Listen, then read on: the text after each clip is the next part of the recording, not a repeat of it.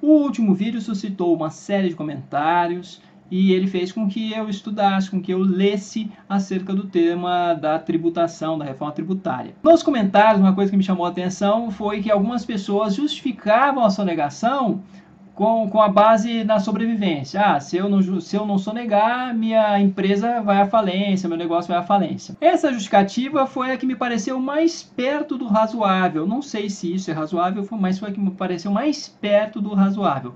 Porém, eu não sei o quanto esse tipo de fala é real, porque é somente um testemunho.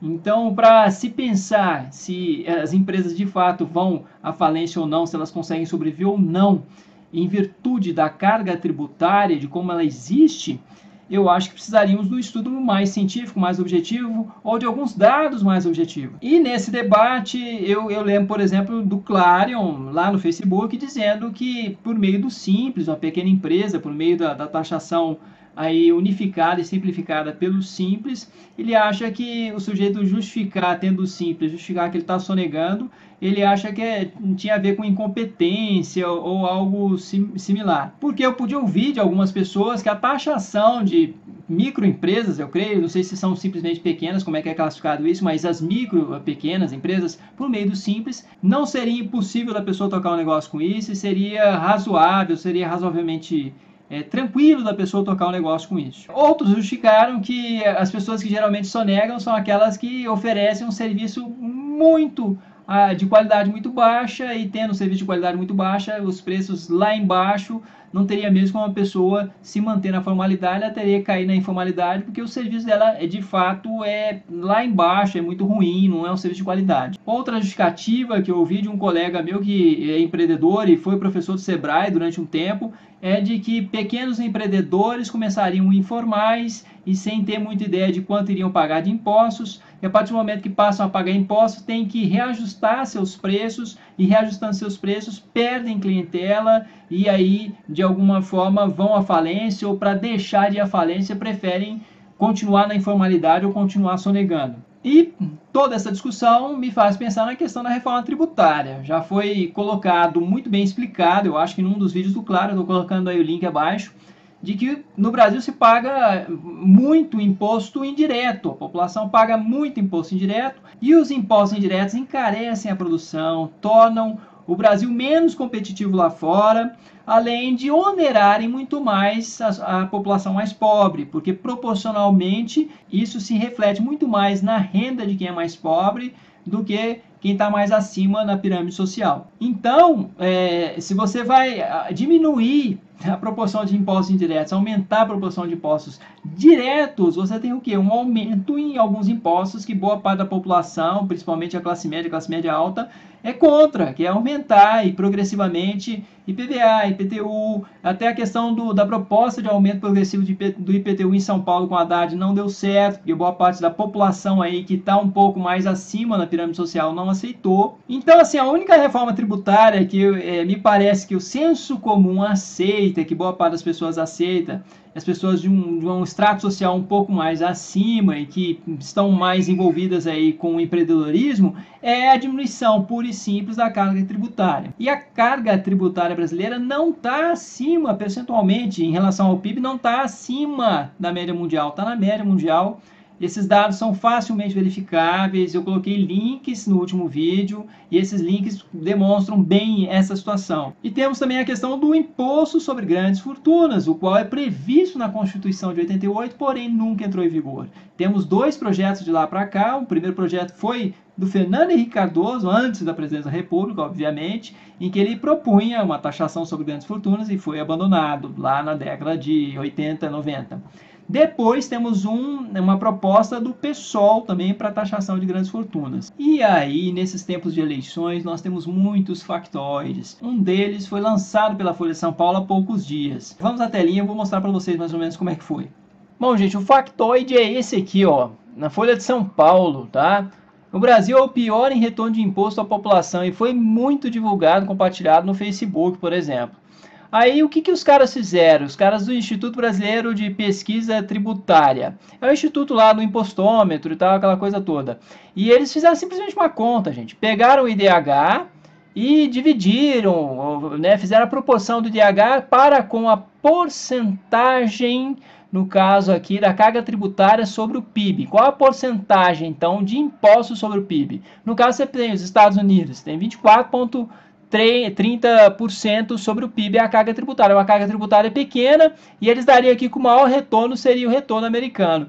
Mas é muito complicado isso, porque você comparar PIBs totalmente diferentes com a porcentagem, achar que isso tem que refletir de alguma forma no IDH é muito complicado. Fora o fato de que o IDH também não é uma medida muito boa para a questão do desenvolvimento humano, porque pega, por exemplo, renda per capita. E se essa renda per capita do Kuwait, por exemplo, que é, no caso, altíssima, mas a riqueza lá é muito mal distribuída, os índices sociais são péssimos, o IDH deles acaba crescendo muito, em virtude de simplesmente ter muito petróleo lá e está tudo concentrado na mão de alguns sheiks e aquela coisa toda. Então, quer dizer, não faz muito sentido. Então, eu vou mais adiante, vou até propor para vocês um índice que eu acho que é mais justo, mais fidedigno para falar de desenvolvimento humano. Mas ok, aí pega uma proporção, a proporção de um PIB absurdamente grande como o americano, para querer igualar esse PIB com o restante, entendeu? Querer achar que dá para falar de Brasil aqui no meio, esses países aqui riquíssimos, com PIB altíssimo, com uma renda per capita altíssima, com uma taxa de impostos per capita altíssima, comparar com o Brasil. Não faz o menor sentido. Isso eu acho que é uma coisa que tem todo aquele cheiro de vésperas de eleições e tal, mas enfim, mas tá aqui, ó, fizeram essa continha, dizendo que é uma pesquisa, simplesmente uma conta, e saiu esse índice aqui. E eu vou contrastar isso para vocês com uma outra pesquisa que eu acho que faz muito mais sentido do que essa, porque aí no caso vocês vão ver que diz respeito a pegar mesmo a riqueza relativa das nações e não a riqueza absoluta. A riqueza relativa é você, de fato, pegar o PIB e comparar ter esse PIB per capita. De alguma forma, ter também o recolhimento de impostos, quanto se paga de imposto per capita, é muito claro lá no vídeo do Clarion, que os impostos per capita no Brasil são impostos assim muito baixos. O que se paga por pessoa de imposto no Brasil é muito baixo. Por quê? Porque o Brasil é um país que tem mais ou menos um PIB do tamanho mais ou menos do Reino Unido. Contudo, nós temos uma população 3, 4 vezes maior do que a do Reino Unido. Então, quer dizer, nós somos 4, 3 vezes mais pobres do que o Reino Unido. O Reino Unido coleta de impostos 39%, por exemplo, nós temos uma taxa aqui de 36,27%, e essa taxa nossa aqui acaba sendo muito equiparada em proporção ao PIB, muito equiparada, por exemplo, com o Reino Unido, mas no final das contas, per capita, nós temos uma contribuição 3 vezes menor, ou mais de 3 vezes menor, porque nossa população é quase 4 vezes menor do que no Reino Unido. Então, eles vão investir, por exemplo, lá em saúde, pega uma parte aqui dessa taxação e investe lá, sei lá, 10%, né, do PIB em saúde, 10% do PIB em saúde, para uma população 4 vezes menor, então, quer dizer, eles vão investir 4 vezes mais em saúde do que o Brasil, gente. Vamos começar a pensar de maneira mais lógica e não trabalhar os dados de maneira tão falaciosa, né? Uma pesquisa que eu achei um pouco mais séria é essa aqui. Ela foi divulgada pelo The Economist. E você tem o que aqui? Né? Você tem o cruzamento de dados que eu acho que fazem mais sentido. Então, você tem um índice de progresso social e o PIB por pessoa, que é a renda per capita. Então, aí você tem o que? O cruzamento disso. E aí sim faz mais sentido. Então, você pega o que? Aqui nós temos, nessa curva, eles conseguiram traçar nessa pesquisa, e é uma pesquisa de fato, tá? Quem coordenou essa pesquisa é um professor da Business School do MIT, do Massachusetts Institute of Technology. Então, ele é um professor dessa instituição, e ele colocou o quê? Que ele fez uma curva. Então, você tem a riqueza, e no caso, o quanto que essa riqueza se reflete em progresso social. Olha que interessante, gente. Olha que interessante esse gráfico. Porque você tem o que aqui? Você tem o Chad está abaixo dessa curva, a Angola está bem abaixo, a Índia, a China, o Irã. O que eu achei muito interessante é que os países árabes estão bem abaixo, a Rússia está bem abaixo, Grécia, Itália, Coreia, né, que a gente fala tanto está abaixo, um pouco abaixo, Emirados Árabes, Kuwait. Esse pessoal tem uma renda per capita altíssima. Isso não se reflete em progresso social, não se reflete em bons índices sociais. E esse índice, o SPI, o Social Progress Index, ele é um índice, eu acho que muito mais fidedigno do que no caso aí o IDH. Por quê? Porque ele traz os outputs, ele traz de fato índice de analfabetismo, índice de sanitarização, desnutrição e por aí vai, gente. Então são uma série de índices que falam do bem-estar social mesmo. E aí os islâmicos, Israel também está ruim das pernas, os americanos estão um pouco abaixo da curva.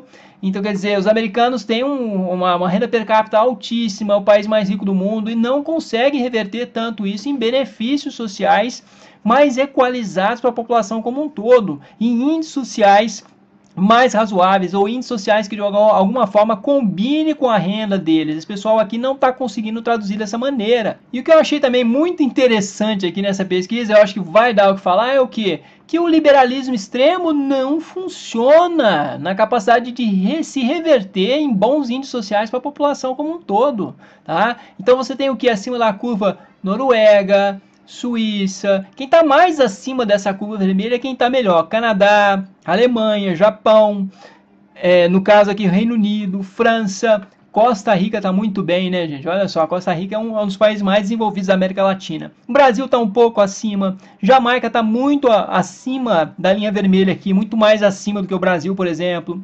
As Filipinas estão muito bem. Então a minha questão, na verdade, eu acho que essa pesquisa respondeu bastante do que eu tinha enquanto questão, que era o quê?